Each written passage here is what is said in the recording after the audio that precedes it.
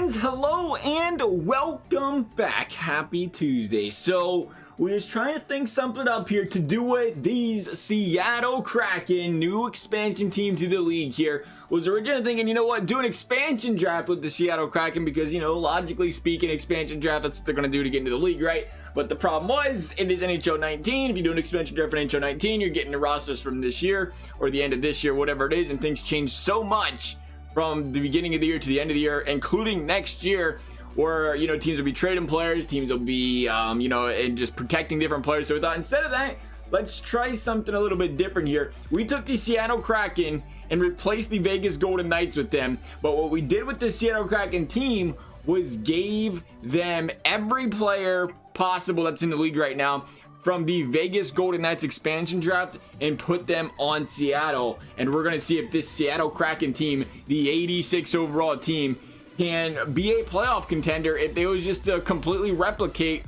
what the Vegas Golden Knights did just a couple years ago. Jump into this bad boy. Gotta say, big fan. How you guys feel about these jerseys? I am a big teal guy. Big teal guy, loving it. Loving every bit of it. I'm a little bit jealous of the color scheme they got going on there. We'd rock that. We get like a teal Blue Jacket logo. I don't know if that would fit too well, but let's take a look at these lines over here for our Seattle Kraken. First line, David Perron, William Karlsson, Jonathan Marchessault. Never forget it. Thank you, Florida, and thank you, Columbus, for gifting these guys players. Ah, it stinks. It always stinks. Blue Jacket fans like, hey, you know what? You take Uncle Bill in this first? Just let us keep Jack Johnson. Riley Smith, Eric Halla, James Neal, Brickley, Suzuki, William Carrier, Bellemare, Glass, and Eakin. There is Eakin not a you know, we're good here. Okay, we're good.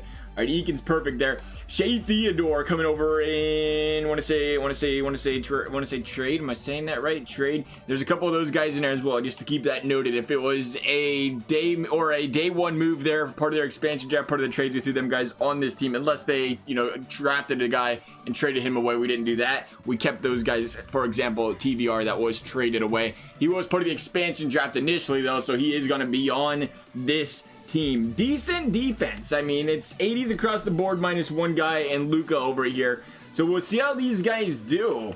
Going to the goaltender, Marc-Andre Fleury and Calvin Pickard will be backing up Fleury here for the Seattle Kraken. We'll see how these bad boys do. We'll give them a whole season. We'll keep them in Pacific. They're going into Pacific, right? Which team? I don't know if I've heard it yet. They might have talked about it and I may have missed it. But which team is leaving the Pacific so that Seattle goes to the Pacific? It'd be kind of ironic if a team literally living on the ocean wasn't in the Pacific, but you know, we'll see how it happens there. Seattle's starting off slow. You know, my other question is, we seen the Vegas Golden Knights just go out there and make that outstanding first season run. You look at it and you wonder, not only will Seattle be able to replicate something like that, but would, you know, NHL teams learn?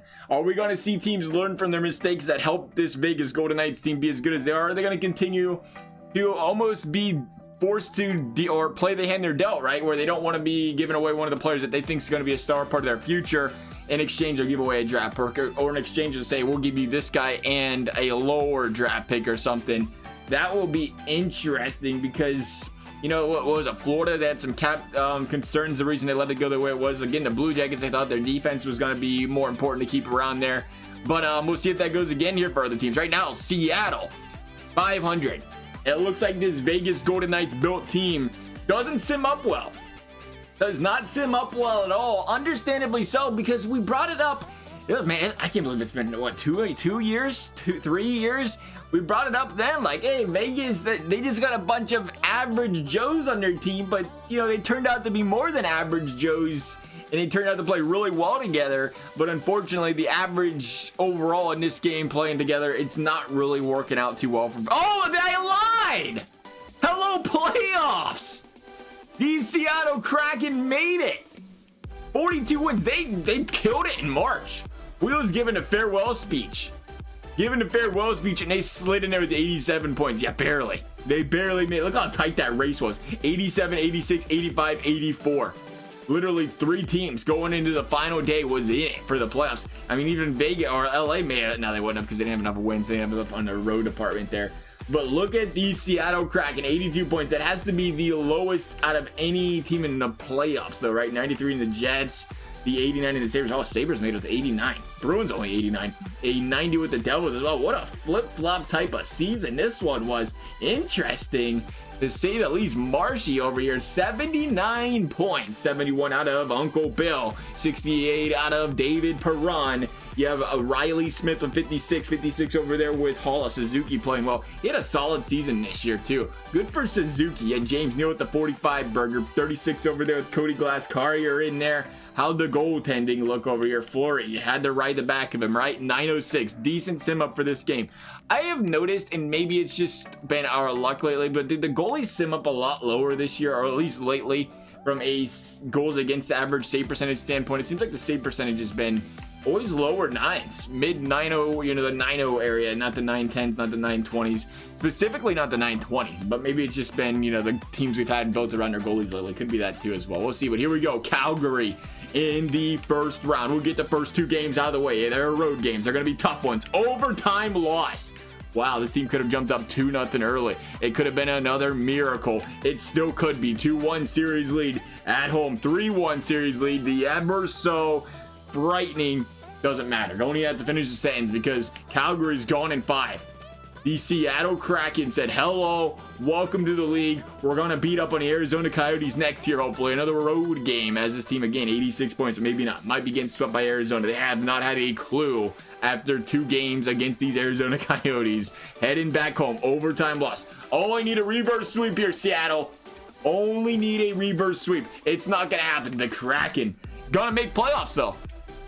They were to take that Vegas Golden Knights team once again, they would make playoffs. It's going to be the Washington Capitals. An early Stanley Cup finish, the 23rd. How in the heck did that happen? The Washington Capitals, though, going to win that Stanley Cup. Do these guys take home any awards? We'll take a quick peek here, see how she turned out. 86 overall still for Marshy at the end of the day. The awards, Ovi, nice. Memorial to Tarasenko, Norris Hedman. Huberdeau with the Lady Bing. Jack Hughes with the Calder, good for him. Conn Smythe over there. Bobrovsky, nice. Manson, hello. Ryan O'Reilly with the Franklin J. O'Reilly. That's what we're going to start calling it. And the Ted Lindsay going to Tarasenko. And the Maurice Richard, same story, going to Vladimir Tarasenko, the goal scorer in St. Louis. But that is going to wrap things up for this video. As always, if you guys enjoyed it, big thumbs up. Subscribe is appreciated. Never required. Thank you guys for watching. And we will see you next time.